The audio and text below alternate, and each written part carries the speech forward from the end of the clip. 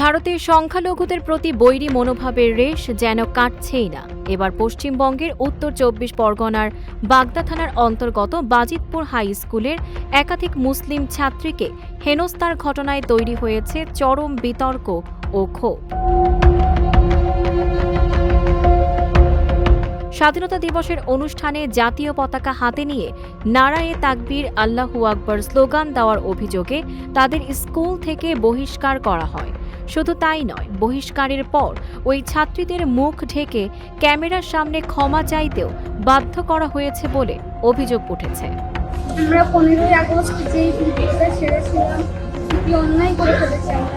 নির্যাতিত ছাত্রীদের সেই ক্ষমা চাওয়ার ভিডিও সামাজিক যোগাযোগ মাধ্যমে ছড়িয়ে পড়ার পর নানা মহলে প্রশ্ন উঠেছে, একটি ধর্মীয় স্লোগান দেওয়ার কারণে কোমলমতি শিক্ষার্থীদের সঙ্গে এমন আচরণ কতটা মানবিক ও গ্রহণযোগ্য?